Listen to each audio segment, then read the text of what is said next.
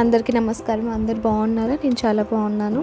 ఈరోజైతే ఒక సింపుల్ వంటతో అయితే మీ ముందుకు వచ్చేసాను. అంటే అందరికీ తెలిసిన వంటలు చేసే ప్రతి ఒక్కరికి ఇలాంటి రెసిపీస్ అన్నీ సింపుల్ అనమాట చేయటము. కాకపోతే నా స్టైల్లో నేను ఎలా చేసుకుంటాను అనేది అయితే వీడియో చేశాను. వీడియో అయితే లాస్ట్ వరకు చూసి వీడియో ఎలా ఉందో కింద కామెంట్ అయితే చేయండి. వీడియో కనుక మీకు నచ్చినట్లయితే లైక్ చేయండి. వీక్లీ 1 టైం అయితే బాయిల్డ్ ఎగ్ తినడం అయితే ప్లాన్ చేసుకున్నాను. అంటే ఎప్పుడు ఫ్రై లాగా కాకుండా ఇంకా టమాటో కర్రీలో కూడా మనము ఎగ్ కట్ చేసి వేసుకుంటాం కదా, అట్లా కాకుండా బాయిల్డ్ ఎగ్తోనే ఎగ్ టమాటో కర్రీ కానీ లేకపోతే ఎగ్ పులుసు కానీ ఇట్లాగా తింటే బాయిల్డ్ ఎగ్ తిన్న ఫీలింగ్ ఉంటుంది కదా అని ఇలాగైతే ట్రై చేస్తున్నాను. అలాగో సమ్మర్ కాబట్టి మనము ఫ్రై ఐటమ్స్ తినలేము కదా, అందువల్ల అయితే గ్రేవీ ఐటమ్స్ ఎక్కువ చేస్తున్నాను. లాస్ట్ వీక్ అయితే ఎగ్ పులుసు ట్రై చేశాను. ఈ వీక్ అయితే ఎగ్ టమాటో కర్రీ అయితే చేస్తున్నాను. అంటే ఎగ్ బాయిల్డ్ తినాలి, అంతేకాకుండా సమ్మర్ కాబట్టి మరి డ్రైగా ఉన్న ఫుడ్ కాకుండా గ్రేవీ లాంటి ఫుడ్ తింటే మంచిదని చెప్పేసి ఇలా ప్లాన్ చేసుకున్నాను నేను.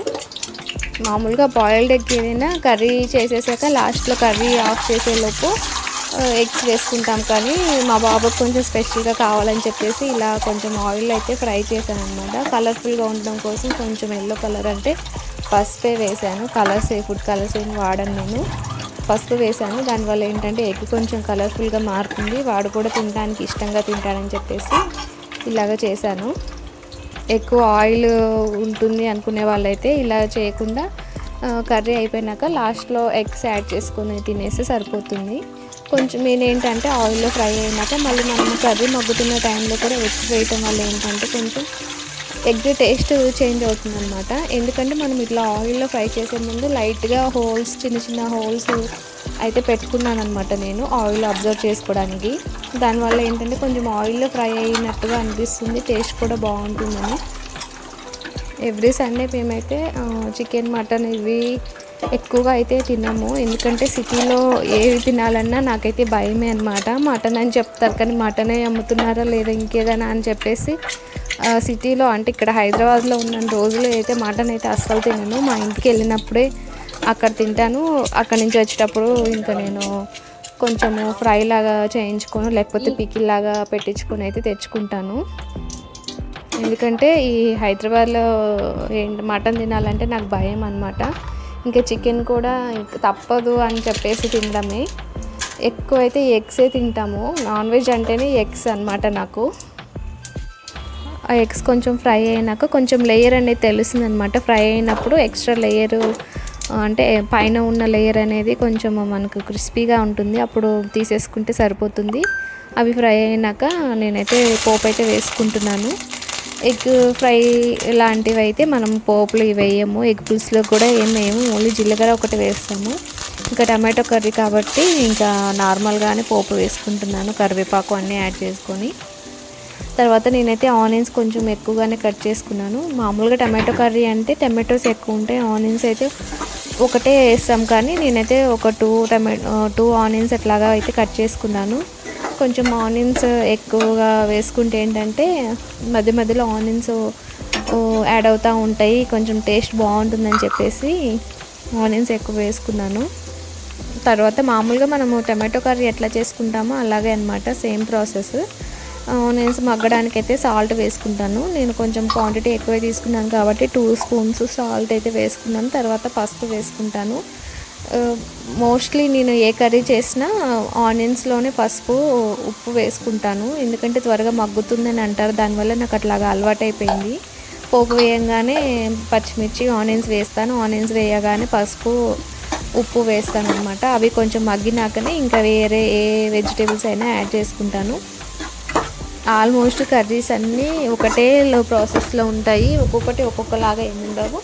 ఏవో కొన్ని రేర్ అనమాట, కొన్ని ఎక్స్ట్రా ఏమైనా రెసిపీస్ యాడ్ చేస్తే టేస్ట్ కొంచెం మారుతుంది.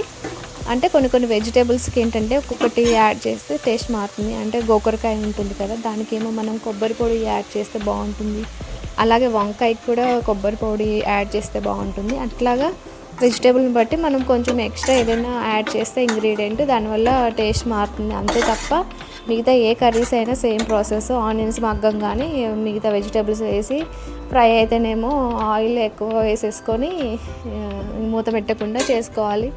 అదే గ్రేవీ కర్రీలాగా కావాలంటేనేమో మూత పెట్టేసి ఆవిరిలోనే మగ్గిపోతాయి కాబట్టి కొంచెం వాటర్గా ఉండి మెత్తగా ఉడుకుతాయి, గ్రేవీ లాగా ఉంటుంది కాబట్టి అలా చేసుకుంటాము. అదే పులుసు లాంటివి అయితేనేమో చింతపండు పులుసు వేస్తాము లాస్ట్లో. అంతే నేను చేసే ప్రాసెస్ అయితే అంతే నాకు తెలిసినంత వరకు. అంటే ఆల్మోస్ట్ నేను చూసిన అన్ని రెసిపీలు ఇదే సేమ్ ప్రాసెస్ అనమాట. ఒక్కొక్క స్టెప్ అటు ఇటు ఉంటుంది అంతే తప్ప అన్నిటికీ ఇదే ప్రాసెస్. ఇంగ్రీడియంట్స్ కూడా అన్నీ ఇవే, పెద్దగా మనం ఏమీ యాడ్ చేయాల్సిన అవసరం లేదు. కొంచెం నాన్ వెజ్ కొంచెం వేరే మసాలాలు అట్లాంటివి యాడ్ చేస్తాం కాబట్టి అదొక్కటే డిఫరెన్స్ అనమాట. మిగతా ఏ కర్రీ అయినా ఒకటే, ఒక కర్రీ నేర్చుకుంటే చాలన్నమాట, మనకు ఆల్మోస్ట్ అన్ని కర్రీస్ చేయడం వచ్చేస్తుంది. ఈ టమాటోస్ మగ్గినాయి అన్నాక నేనైతే కారము, ఇంకా గరం మసాలా, కొంచెము ధనియాల పొడి, ఒక స్పూన్ అయితే యాడ్ చేసుకున్నాను. అదైతే వీడియో మిస్ అయింది. తర్వాత అవి మగ్గిన తర్వాత ఎగ్స్ అయితే వేసుకొని ఒక 2 minutes అట్లాగా మూత పెట్టుకొని వదిలేసాను అనమాట. ఎందుకంటే ఆ గ్రేవీ అనేది ఎగ్స్ కూడా పడుతుందని చెప్పేసి. చూసారు కదా, లాస్ట్కి అయితే కర్రీ ఇలా ఉందన్నమాట, కలర్ఫుల్గా ఉంది కదా. టమాటో ఎందుకో ఇంకా దాని పైన లేయరు ఉడకనట్టుగానే అనిపించింది, కానీ చాలాసేపు ఉడకబెట్టాను. ఎందుకో ఇప్పుడు వస్తున్న టమాటోస్ అన్నీ అలాగే అనిపించాయి.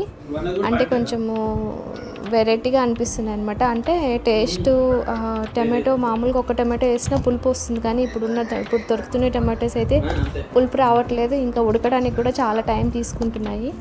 మొత్తానికైతే మా లంచ్ అయితే ఇలా అనమాట. ఇలా అయితే ఫినిష్ చేసాము.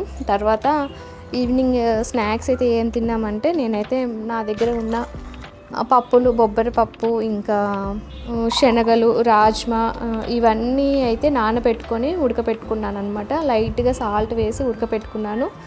ఉడికినాయి అన్న తర్వాత ఇంకా అందులోకి అయితే ఆనియన్స్, క్యారెట్, కొత్తిమీర, లైట్గా ఉప్పు, కారము, ఇంకా జీలకర్ర కావాలంటే జీలకర్ర వేసుకోవచ్చు.